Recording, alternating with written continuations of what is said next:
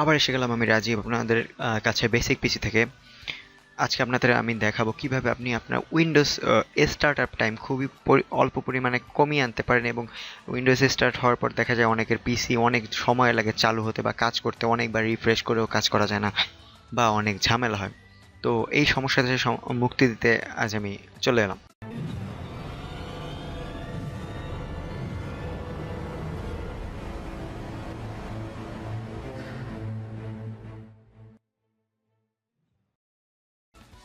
তো প্রথমে শুরু হওয়া যাক। তো আমি একটু বলে নেই। তো এই প্রবলেমটা সাধারণত হয় স্টার্টআপ অ্যাপসের জন্য। তো স্টার্টআপ অ্যাপস কি? আপনার ধরুন আপনার কম্পিউটারে বিভিন্ন ধরনের সফটওয়্যার ইনস্টল করা হয়, তো ইনস্টল করার সাথে তো ওরা কি করে, আপনার বুটের সাথে সাথে ওরাও স্টার্ট হয়ে যায়। তো স্টার্ট হওয়ার কারণে কি ওরা বুট করে, মানে কম্পিউটার স্টার্ট হওয়ার পর ওরা একে একে ওপেন হয়। তো কি হয়, ওপেন হওয়ার কারণে প্রতিটা একটু একটু করে র্যাম খেয়ে রাখে। প্রথমে যখন ওপেন হয় র্যাম খেয়ে রাখে, আর উইন্ডোজটা স্টার্টিং টাইমটা ওরা অনেক বাড়িয়ে দেয়। তো আপনি এটা কিভাবে কমাতে পারেন?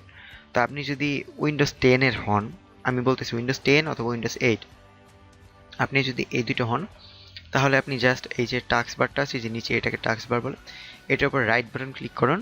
রাইট বাটন ক্লিক করে টাস্ক ম্যানেজারে চলে যান। তারপরে দেখেন এই যে অনেকগুলো অপশন পাবেন, এই জায়গায় দেখেন স্টার্ট আপ নামে একটা অপশন আছে, এই যে এটাই ক্লিক করার পর দেখেন এই জায়গায় অনেকগুলো সফটওয়্যার অটো অন হচ্ছে কিন্তু আমার কম্পিউটার চালু হওয়ার সাথে সাথে। তো ধরুন এই দেখেন অ্যাডোবি ক্রিয়েটিভ ক্লাউড, এটা কিন্তু আমার স্টার্ট আপে চালু হওয়ার সময় কোনো দরকার নেই। এটা কিন্তু আমার এই যে এরকম এনাবেল ছিল, তো আমি এটা ডিসেবল করে দিলাম। কি করে, এটার উপর ক্লিক করলাম, এই যে দেখেন ডিসেবল ডিসেবল।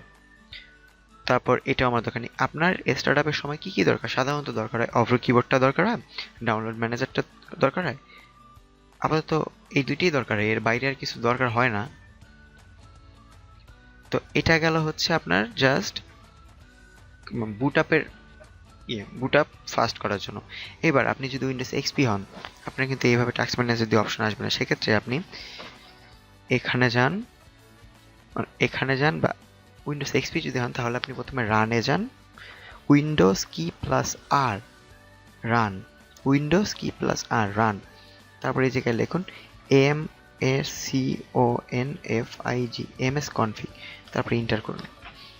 তো এই জায়গায় চলে আসছে দেখেন। তখন আপনি কি করবেন, এই যে স্টার্টআপ, তখন এই স্টার্টআপে গেলে আপনি এখানে পাবেন ওই যে টাস্ক ম্যানেজার যেটা দেখলাম ওইটা পাবো এখানে।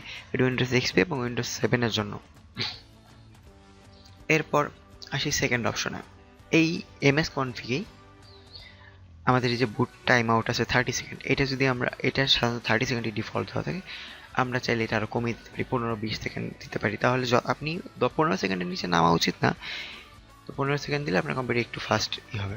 এরপরে যে সার্ভিস, এই যে দেখুন সার্ভিস, এটার ভিতরে অনেক কাহিনী আছে। তো কি করে, মাইক্রোসফট অনেকগুলো সার্ভিস অটো স্টার্ট করে দেয়, প্লাস কিছু সফটওয়্যার সার্ভিস আছে যেগুলো অন হয়ে যায়। তো প্রথমে আমি হাইড অল মাইক্রোসফটের যেগুলো সার্ভিস অন হয় ওগুলো হাইড করলাম। এরপরে দেখি আমার কি লাগতেছে না, এই যে অ্যাডোবি আপডেট সার্ভিস কোনো দরকার নেই স্টার্টের সময়, ফ্ল্যাশ প্লেয়ার আপডেট সার্ভিস দরকার নাই, জেনুইন সফটওয়্যার ইন্টিগ্রিটি দরকার নাই, এএমডি এক্সটার্নাল মানে এটা হচ্ছে গ্রাফিক ড্রাইভারেরটা, ডিওমিটার দরকার আছে, অ্যান্টিভাইরাস দরকার আছে, এগুলো দরকার নাই, team viewer, share it, Samsung mobile connectivity, এগুলো দরকার নেই। তো তারপর যা যা উঠে অ্যাপ্লাই করলাম। অ্যাপ্লাই হয়ে গেলে আমার হয়ে যাবে। তারপর আমি এবার হাইড মাইক্রোসফট উঠাই দিলাম। এইবার মাইক্রোসফটের অনেক সার্ভিস আছে যা আমার কোনো দরকার হয় না। যেমন এর ভিতরে আমি যদি পাই, দেখুন নিচের দিকে যাই, আপনি এটা কিন্তু একটু ট্রিকি। এই জায়গায় আপনি যদি ভুলটা উঠাই দেন তখন দেখবেন কম্পিউটার চালু হওয়ার পর আপনার অনেক কিছুই চালু হচ্ছে না, বা কম্পিউটারই চালু হবে না, অনেক ঝামেলা আছে। আপনি যেটা বুঝবেন, যেমন আপনি যদি ব্লুটুথ ইউজ না করেন, ব্লুটুথ উঠাই দেন, আপনার ব্লুটুথ লাগতেছে না।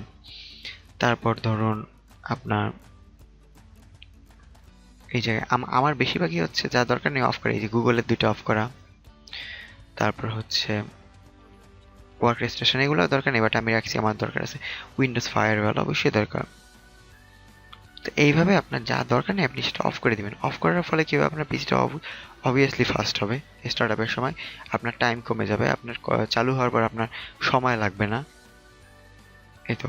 তারপর আছে যে রিমোট ডেস্কটপ সার্ভিস, এটারও কোনো দরকার নেই, টাইম ব্রোকার দরকার নেই, শেয়ার ইট ভার্চুয়াল ডিস্ক দরকার নেই, লাগতেছে না ভার্চুয়াল ডিস্কের। তারপরে হচ্ছে এই তো, আপনি বুঝবেন যে আপনার কোনটা দরকার কোনটা দরকার নেই। সব কিছু করে তারপরে অ্যাপ্লাই দেওয়া হয়ে গেলে তারপর ওকে করুন। রিস্টার্ট চাইলে এখন আপনি সাথে সাথে রিস্টার্ট দিতে পারেন বা পরে রিস্টার্ট দিতে পারেন। তো এইভাবে আপনি আপনার কম্পিউটারকে ফাস্ট করতে পারেন। তো আরেকটা জিনিস সাথে সাথে বলে দিই, অনেকে এটা জানেন। তো আমি আবার রানে যাই, উইন্ডোজ প্লাস আর, এই জায়গায় আমরা টেম্পোরারি ফাইল আমরা সাধারণত সি ক্লিনার বা অন্যান্যগুলো দিয়ে ডিলিট করি। আমি বলবো টেম্পোরারি ফাইল আপনি এভাবে ডিলিট করেন, পার্সেন্টেজ TEMP পার্সেন্টেজ, ওকে করুন। এই দেখুন টেম্পোরারি ফাইলগুলো চলে এসেছে। এগুলো কিন্তু আমার জায়গা খেয়ে রেখেছে আমার সি ড্রাইভের, এবং কম্পিউটারকে লিটল বিট স্লো করে দিছে। তো আমি এগুলো সিলেক্ট অল করে ডিলিট করে দিই, কাহিনী শেষ।